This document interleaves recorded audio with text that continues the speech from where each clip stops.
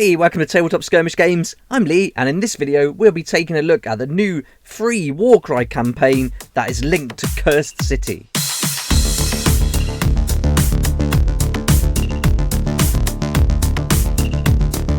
The Warhammer community website is packed with Warhammer Quest Cursed City articles this week, and yesterday we got a really cool article out that links the Cursed City theme and storyline to Warcry. So this is part of their monthly campaigns that they put out called Call of the Everchosen. So this month they've put together a treasure hunt all based in the Cursed City. So in this video we'll take a real good look at the campaign, we'll work through it, and I'll show you how you can download the PDF and where to get it, where to find it, and we'll just work our way through each stage of the campaign and see if we can pick out some cool kind of mechanics that they've put in there and see how they've linked it to the new game that comes out for pre-order this week. So let's get started and let's click on the article and have a look. So here we go, here's the article that came out on the 1st of April 2021, and I'll put a link in the description below so you can find this. And this is a treasure hunt based in the Cursed City, and it's a free 4-player Warcry campaign, and this is part of the Call of the Everchosen, which is a monthly release they do on the website here. So this month it's called A Fool's Trove in Ulfenkarn, and it's a campaign for 4 players, and in it players are free to choose any faction for their warband of would-be treasure seekers. Each group is roaming the Cursed City to find the ruined Vensilveren estate before their rivals and take the riches that are rumoured to lie in the household's crypts for themselves. So this is a great way to bring these two games together. We can look at the background and the narrative for Cursed City and then introduce that into our own warband. And this is really awesome. And we'll go through all the mechanics and all the rules and everything when we look at the PDF. And one thing I'm really excited about with this campaign is it's bringing in that mechanic of day and night, and how Nightfall brings some kind of terrors and challenges to our warband. So that's going to be really fun to see how that plays out. But at the bottom of the article, you simply click the link, and then that's going to take you to a downloadable PDF, and then you can download that and keep it. So let's head over to the PDF now, and we'll start working our way through the campaign. And so here we go, here's the introduction to the campaign. So let's read through it. And it says here, Fool's Trove in Ulfenkarn. In the realm of death, upon the storm-battered cliffs of Sarsgarond Island, lies the Cursed City of Ulfenkarn. Here is a fell place that few mortals dare to tread, and those fortunates who reside here are condemned to a dark and terrible fate. Ulfenkarn is the forsaken domain of the vampire lord Radukar, who rules from the looming Ebon Citadel and demands a relentless tithe of blood from the populace.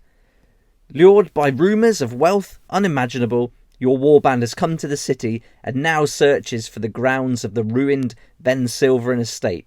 To your disdain, you learn that 3 of your rivals pursue the same treasure, and so a desperate race begins. For when nightfall falls in Ulfenkarn, you do not wish to be out on the streets. So that's setting the scene for this campaign, and it's a 4-player campaign. And so let's read through the kind of rules for it, and it starts with giving us a description of it. So this is like a mini version of a typical kind of campaign where you'd play like, 12 battles or whatever. So this is just a 4-battle campaign, and it's a narrative campaign for 4 players, and each player takes the role of a warband intent on being the first to locate the Vensilveren estate amidst the dark streets of Ulfenkarn and seize the wealth rumoured to lie hidden in the household crypts. So the campaign's going to last for 4 battles in total, making for a perfect weekend of gaming. That is if you can find 4 people to play with or 3 other people to play with, but we'll look at how we can play solo. And then it says, during the campaign, your warband will fight each of your rivals in turn before a final climactic battle is fought between all 4 players over the grounds of the Vensilveren estate itself. So there's going to be like 3 battles where all 4 players play each other once, and then one final battle at the end where everyone is on the battlefield, all 4 warbands, all going at it in one huge finale. So that sounds pretty cool, pretty fun. And I guess you could do this solo for sure. You just play all the battles yourself, and then at the end it would be pretty intense running 4 different war bands, but I think it could be done. I think it'd be quite fun to try it out. But hopefully you'd have someone who could help you. Maybe if you've only got one person at home who'll play with you, then you could take 2 warbands each or something like that. Anyway, let's keep going. So this campaign explores the setting of Warhammer Quest Cursed City, and its theme is one of horror. As such, you will find your fighters are much more likely to be slain, or worse, turned into shambling dead walker zombies, and with no way to add reinforcements by the end of the campaign, the warbands are likely to be of a reduced size. That's good. So they'll get smaller and smaller as we work through it. So once we've got through those battles and some other little mechanics they've built in, then maybe we will be able to do it a bit easier. So the idea, I guess, is they're going to try and kill off some fighters as we work through it. So that's better. Right, so in addition, at a certain point during each battle, Nightfall will descend. When this happens, the restless undead will begin to rise from their graves and attack any foolish enough to cross their path. During the first 3 battles, a record will be kept of each warband's progress towards locating the quickest route to the Ven Silveren Estate. In the final battle, the players will be ranked from first to last based on how much progress each has made. And those who had made more will gain bonuses to aid them in that final battle. The winner of the final battle is crowned the overall winner of the campaign. So this sounds really interesting, a bit different to what we've seen in the books and the supplements, so this is really great.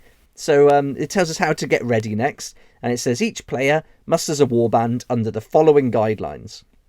Number 1, players can muster a warband of any faction, and it's up to the player to decide on the reason that they wish to rob the Ven Silveren Estate. So this is cool. You can come up with your own narrative, which is always fun and a big part of the game. And what I really like about the Cursed City game is the narrative of it is that the heroes from the game arrive there on a Caradron sky vessel, and they go round on that sky vessel. When it gets dark, they jump back on it and kind of make their escape. And so that's really cool. So you can make up your own reason why your warband's there and build it your own narrative and build it into the story. So that's really fun.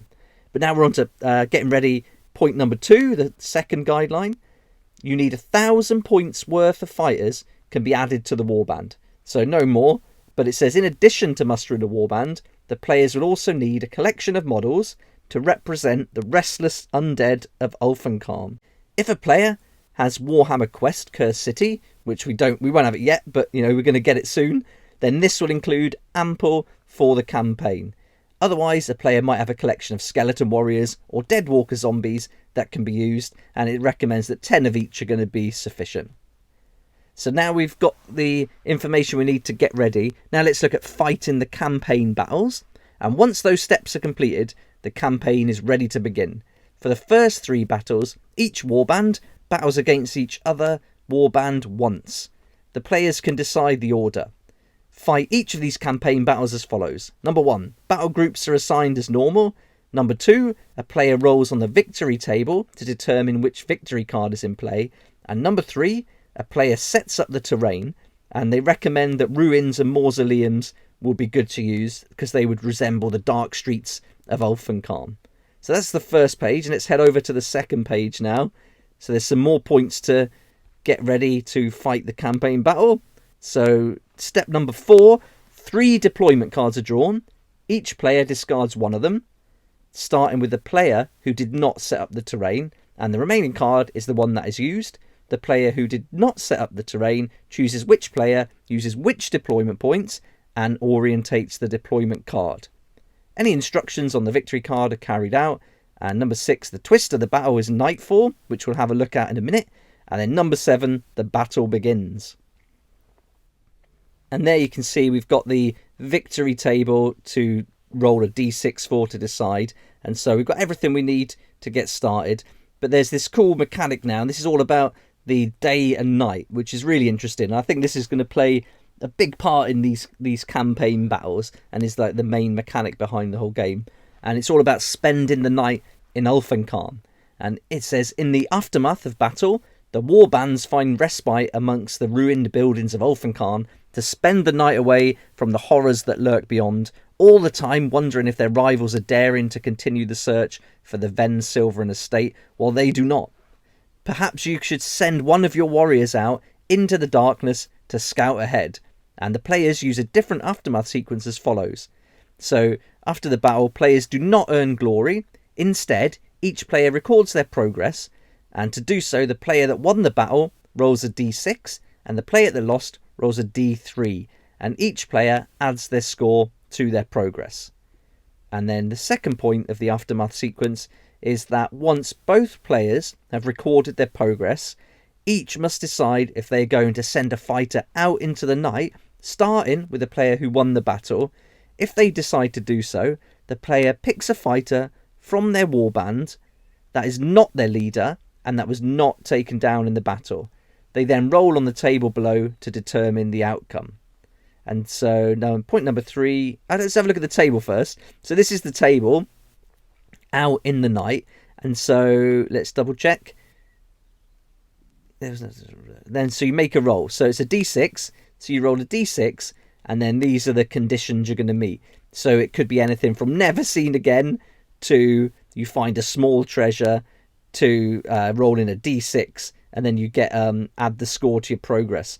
Roll a d6 and then add the score to your progress. So you can really advance and get yourself more points, which are going to count once you get into the final battle. So that's really fun. So you can go out into the night, take a little risk, but you could come back either not at all, empty-handed, or with some kind of treasure or bonus to your progress. So that's really interesting. And then there's also injury rolls to do, and it says injury rolls are made as normal, but are made on the table below. And note that fighters with a leaderoo mark still treat rolls of slain as lost favour instead. So that refers to the rules in the core book. And our injury table here is a d3, slain, lost favour, or full recovery. The players then make destiny rolls as normal, and the players make one search roll, each on the lesser artifacts table. And then the final step, no other steps are taken, including adding and removing fighters for a player's warband. If a fighter is slain, the warband must continue with one fewer warrior at their disposal. There's no time to muster reinforcements. So that's a little change there in the aftermath sequence. We can't add more players. So once they're gone, and your warband gets smaller and smaller as you go through the battles. So that's really fun. I really like this. This could be really interesting. And then it comes here, the final bit says the final battle. The fourth battle of the campaign is fought between all 4 players using the Crypt of Ven Silveren, and that's the battle plan we'll see in a minute. And this is the final battle plan of the campaign, and its outcome will determine who is declared the winner. So there we go, that's really exciting. So that's the first section that lays out all the rules we need. So we've got the narrative, we've got the background, we know how to get ready, how to fight it, the aftermath sequence, and we're ready to get started. But there's just one other thing we have to go through first, and that's this Nightfall mechanic. And so let's look at that now. So this is Nightfall, and it says here the twist used in each battle of the campaign is Nightfall, and that works as follows. At the start of a battle, a player rolls a d3. This determines how many battle rounds of daylight remain.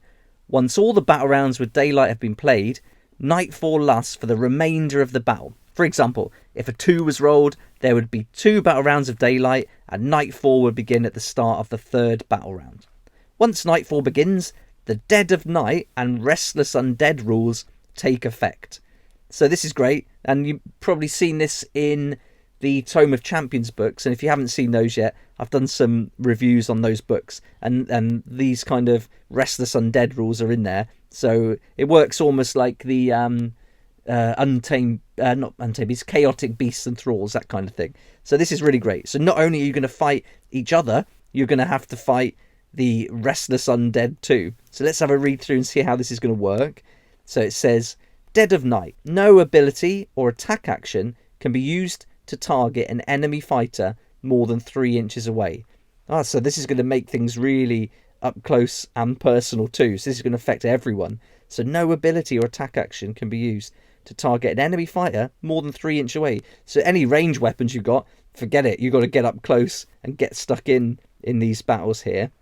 And then it says, at the start of each combat phase, before any fighters have been activated, the player with the initiative rolls a dice. This determines the amount of Restless Undead that can be set up on the battlefield this turn. And on this page here, they're going to give us 6 fighter cards with the Restless Undead faction rune mark. And these fighters don't have points values like we normally see. Instead, each has a threat value between 1 and 4, and you'll see that marked in a number in the top right of the card within the skull. And the player with the initiative picks a number of restless undead fighters with a combined threat value equal to or less than the roll. So we're not going to get a huge amount here of fighters, so that's good. So it's not going to get too unmanageable, so that's really good. And these fighters are then set up on the battlefield as a single group, each within 1 inch of at least one other fighter from the group, and more than 5 inches from any fighters not from the group. So that's cool. So they're going to be set up in a way that you could evade them a little bit. I imagine they're going to be quite slow, most of these, so you could escape if you wanted to. And so these fighters are subject to the territorial, predators, and bestial intellects rules, and you'll find those in the core book, and treat them the same way as a chaotic beast. The only ability these fighters can use, though, is the Dead Rise ability shown below. So we've got all these fighter cards for the different models that are going to be featured in the Cursed City box, but the way they've laid these cards out means we can only really use them as restless undead, and we'd have to assign them a points value if we wanted to include them in a separate warband. But this is something I'll be doing for anyone who's joined the Patreon community.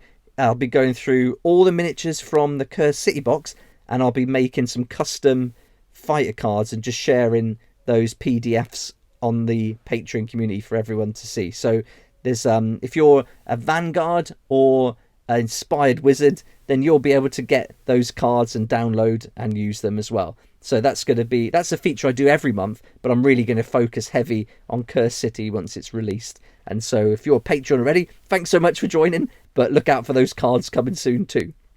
Right, so let's have a look at the ability that's linked for these guys. So this is the only one they can use, and it's called a quad, the Dead Rise. Pick a visible enemy fighter within 1 inch of this fighter that does not have leader rune mark. This fighter makes a bonus attack action against that fighter. If that fighter is taken down by that attack action, that fighter is immediately slain and removed from the warband.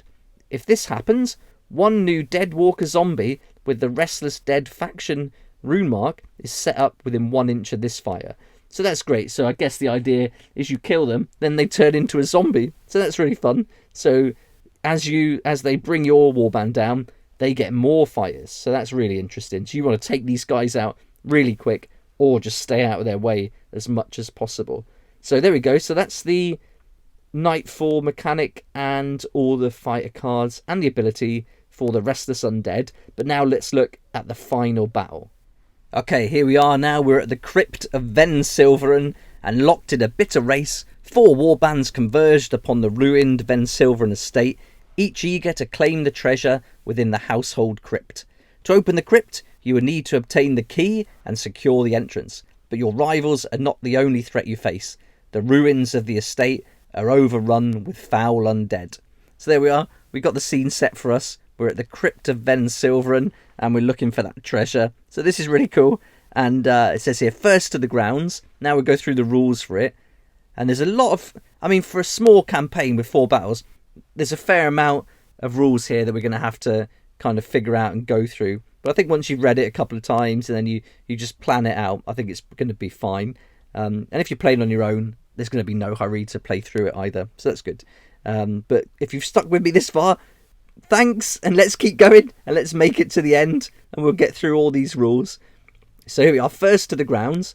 During the campaign, each warband has been accumulating progress, which represents the warband scouting the city in an effort to beat their rivals and be first to arrive at the Vensilveren estate. At the start of the battle, the players rank themselves from first to last in order of progress. If any players have made equal progress, those players roll off to determine who comes before whom in the order. And the players receive the bonuses listed below in this little table here. And note that the player first in the order will receive 3 bonuses in total, and the player who is second will receive 2, and then I guess the player who's third, they'll receive 1. And if you've come fourth, you're not getting any bonuses, so you've dipped out there. And then these bonuses are going to be, if you're first, you get to place the key, and if you're second and first, then you can do these warbands gain 1 additional wild dice at the start of the battle. And if you're third, you're going to get, or second and first, you're going to get one to place one crypt entrance. Okay, so now we're going down, and so it says here Triumphant Treachery. This battle uses the Triumphant Treachery rules from the core book, and you can find those rules on page 57 to 61, and you use those rules, but with the exception of the battle plan rules. Rather than roll in to determine priority order, it matches the progress ranking, so that makes sense. And the terrain, the player last in the priority order sets up the terrain to resemble the Vensilveren estate graveyard. And deployment, it says see the map, and each warband starts with one battle group on the battlefield and two battle groups in reserve. The battle group that starts on the battlefield is determined randomly for each player. In priority order, each player chooses their deployment point colour and then rolls a d3. On a 1, their dagger starts on the battlefield and is set up. On a 2, it's the shield, and on a 3, it's the hammer. And so here's the plan of the battlefield. Let's zoom in a little bit. And so you see you've got blue, yellow, red and green. So that's the options you've got. And it's a straight up all across from each other. So there's no getting away from having a little battle there. You're going to have to get stuck in at some point. And then it says for the reserves, in each reserve phase, each player rolls a dice in initiative order. If the score of their roll was equal to or less than the number of the current battle round, they can pick one of their battle groups in reserve and set up its fighters within 3 inches of their battlefield edge. So another different rule there to take on board. And victory, how to win here is after warbands are set up in reverse priority order, the players ranked first, second and third for progress each place one objective on the battlefield floor to represent a crypt entrance. Each of these objectives must be placed more than 5 inches from any fighters and the battlefield edge. Then the player who made the most progress places the key. This is a treasure token and it can be placed anywhere on the battlefield, more than 5 inches from any fighters, the objectives and the battlefield edge. During the battle, the objectives will be removed until one remains. And so we've got another little rule mechanic here to follow. So at the end of the first battle round, a player rolls a d3 and removes an objective. And if that d3 is a 1, it's the westernmost objective. If it's a 2, it's the easternmost objective. And on a 3, it says here it's the remaining objective. And at the end of the second round, roll a dice again and removes an objective. On a 1 to 3 this time, it's the westernmost objective. And on a 4 to 6, it's the easternmost objective. And then at the end of the third or subsequent battle round, the battle ends and is won by a player if they control the remaining objective. They have a fighter carrying the key within 1 inch of the objective, and there are no enemy fighters within 3 inches of the objective. And then finally, the twist, there is one battle round of daylight, then nightfall descends. So we don't roll this time, it's simply one battle round of daylight, then nightfall descends, and then all those zombies and skeletons come out and start getting stuck in too. So there we go. So that's pretty much a read through of the whole campaign, and let's break it down and pick out some cool mechanics and have a little chat about what we've read so far. So first up, I really like the idea of bringing a Warcry warband into Cursed City, blending the narratives together and going on this kind of treasure hunt. Sounds really fun. And I like the way they've laid out 4 different warbands with 4 battles, so you can play like a mini campaign. So something you could do, quite quickly. It's 4 battles altogether, and if you've got some friends and you can play with them, then that's great. Or if you've got enough people at home, you can play even better. But if you want to play solo, it'd be quite fun and quite a challenge to do it. But whether you want to play 4 battles in that way, I'm not sure. But it could certainly be done as solo, and it'd be interesting to see by the time you get to the final battle how many fighters you got left at each warband. I think that would be fun. So that's a really good thing. There's a lot of rules though for such a small 4 battle campaign. There's a lot we're going to have to kind of read through and learn here and twist, and I think you're going to be going back and forth potentially to the book and then to this. So that's one kind of downside of this, is that they've put quite a lot of mechanics into one small campaign, so it's a lot to take in. Whether that's going to be off-putting or not, I'm not sure. I think some people will like it, some people won't, as with anything. But, you know, there is that downside to it. There's a lot of different mechanics. But I like the going out into the night idea. That kind of fits into the narrative really well. And I like the idea of the fighters getting reduced as they fight through the battles too. And then the Nightfall's really nice, bringing in that restless undead. But I really want to see some fighter cards for the heroes of Cursed City. And again, that's what I'm going to be doing for the Patreon community that we've got. So if you want to get hold of some cards that match the heroes from Cursed City, then check out my Patreon page and you'll be able to see how all that works and how you can get those. And so, yeah, it's nice to get some cards here, but if we want to use these in regular Warcry, we're going to have to tweak them a little bit anyway from the ones they've included. But it's nice to see that restless undead being kind of not brought to life, but brought into the game a bit. So that's really good. And then this final battle, going at it with 4 warbands. Yeah, that's really fun too. But again, so many rules. I mean, and then I think the most complicated thing for me is this final bit. The victory condition seems really complicated. That to win it at the end of the 3rd or subsequent battle round, the battle ends and is won if a player controls the remaining objective. They've got a fighter carrying the key who's within 1 inch of the objective, and there are no enemy fighters within 3 inches of the objective. So there's lots to do there to pull off the win. So, you know, there's a lot to think about for sure. Maybe a bit too complicated without playing it, I can't really say, but from reading it, yeah, there's a lot going on here. But it'd be great to hear what you think. I mean, what do you think of this one in particular, this campaign setting? And do you like the idea that they're bringing out one every month? Is it manageable? Do you think you can kind of learn these new rules each month just to play the one campaign? Is it doable? Is it worth your while? I'd love to hear your thoughts and feedback on this. So join in the comments below. It'd be great to hear what you think. If you like this kind of content and would like to support the channel, then please check out my Patreon page. And thanks to everyone who's joined so far. It's really awesome. We hang out on Discord, talk about the hobby, share ideas and help each other out. And you'll get some perks there that you're not going to find anywhere else. So I'll put a link in the description and it'd be great to see you there. I really like that they're doing this every month. They're bringing out a new campaign to play in our Warcry game, and I think if anything, even if we don't play it, it gives some good ideas for mechanics that we can use in our own homebrew one-shot battles or our own campaigns. So that's really good. But I hope you liked the video, and thanks so much for watching. Please like if you like it, subscribe for more videos like this, and don't forget to hit the notification bell to join me next time on Tabletop Skirmish Games.